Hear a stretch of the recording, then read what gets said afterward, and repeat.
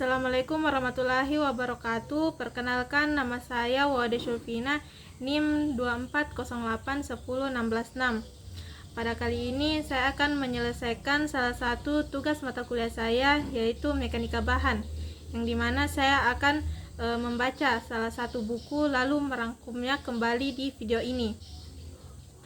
Judul buku yang telah saya baca yaitu Mekanika Rekayasa, yang dibuat oleh Hermana Kasele, STM Engineer, dan Trisnawati, STMT, yang diterbitkan pada tahun 2024. Pada pembahasan bab pertama, yaitu di bidang konstruksi sistem struktur terdiri dari beberapa elemen. Secara sederhana, struktur dapat dibentuk untuk memikul suatu beban lalu menyalurkan beban tersebut ke dalam tanah. Contohnya yang pertama yaitu struktur gedung, yang dimana mendukung beban yang ada pada atap, dinding, lantai, dan menyalurkan beban tersebut ke pondasi di dalam tanah. Yang kedua, struktur jembatan, yang mendukung beban yang ada pada kendaraan yang melintas pada jembatan tersebut, yang dimana semua beban termaksud berat jembatan akan disalurkan melalui dermaga, penyangga, dan pondasi di dalam tanah. Adapun bentuk beban pada struktur di bagian atas, yaitu yang pertama beban terpusat atau beban titik, adalah beban yang terkonsentrasi pada luas bidang kontak yang kecil. Beban terpusat ini diberi notasi P. Yang kedua, beban merata, adalah beban yang bekerja pada suatu luasan secara merata. Beban ini diberi notasi Q. Yang ketiga, beban segitiga dan trapesium, merupakan beban yang bekerja pada suatu luasan dan terdistribusi dalam bentuk segitiga atau trapesium, diberi notasi Q1 dan Q2.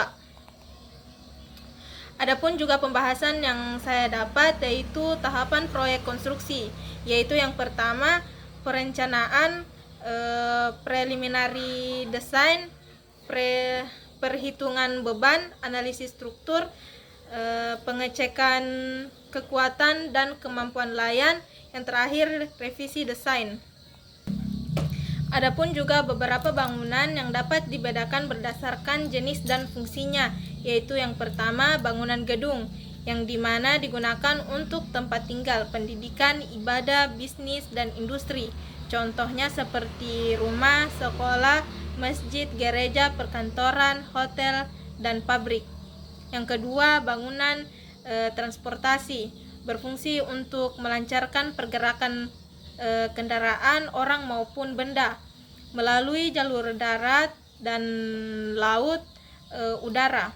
Contohnya seperti jalan, jembatan, bandara, dan pelabuhan. Yang ketiga itu bangunan air, yang dimana berfungsi untuk mencegah banjir dan menyediakan irigasi pada petani. Contohnya seperti bendungan, saluran irigasi, dan drainase. Yang keempat, bangunan geoteknik, yang dimana memberikan dukungan dan stabilitas tanah dan lereng untuk memastikan keamanan dan kestabilitas bangunan. Contohnya seperti fondasi, dinding, dan penahan tanah. Konstruksi adalah proses merancang, membangun, dan menyelesaikan bangunan atau struktur lainnya. Diperlakukan sebuah pemahaman yang mendetail mengenai jenis struktur, bahan konstruksi, beban, dan bagaimana memodelkannya. Struktur tersebut untuk dianalisis dengan baik dan efisien.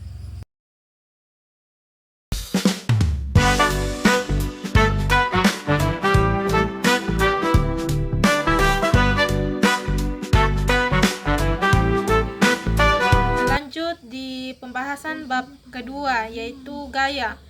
Gaya merupakan suatu aksi dari suatu benda yang menyebabkan benda yang awalnya diam menjadi bergerak atau sebaliknya.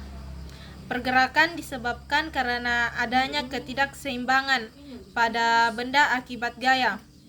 Dalam hukum Newton 1 dikatakan bahwa sebuah benda akan tetap diam jika resultan gayanya sama dengan 0. Satuan gaya dapat berupa kilogram, ton, kn atau newton. Pergerakan gaya dapat berupa gerakan lurus atau perputaran. Lanjut, cara kerja gaya. Dalam kehidupan sehari-hari, gaya dapat dianggap sebagai beban yang bekerja pada struktur. Roda pada sebuah kendaraan yang berada di atas jembatan dapat dianggap sebagai gaya atau beban. Terdapat 3 gaya yang bekerja, yaitu mengarah ke bawah, menekan jembatan. Besarnya gaya sebesar berat ditambah muatan truk.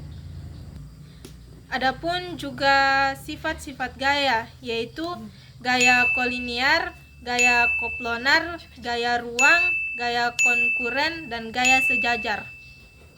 Lanjut, pembahasan gaya sebagai beban. Yang pertama yaitu gaya terpusat. Gaya ini bekerja pada area yang sangat kecil pada suatu titik, seperti berat manusia, beban angin, dan gempa. Yang kedua, gaya terdistribusi. Beban ini terjadi secara merata dalam suatu panjang tertentu yang dapat berupa area. Yang ketiga, momen. Momen merupakan gaya dengan pergerakan berupa putaran. Momen dibedakan lagi menjadi momen lentur dan momen torsi. Gaya merupakan besaran faktor yang memiliki besaran arah dan titik lengkap. Konsep gaya mengacu pada hukum Newton 1, 2, dan 3. Titik tangkap gaya dapat dipindahkan selama berada dalam garis kerja gaya. Sekian dari rangkuman bacaan buku saya. Kurang lebihnya mohon dimaafkan. Wabillahi taufik wal hidayah. Wassalamualaikum warahmatullahi wabarakatuh.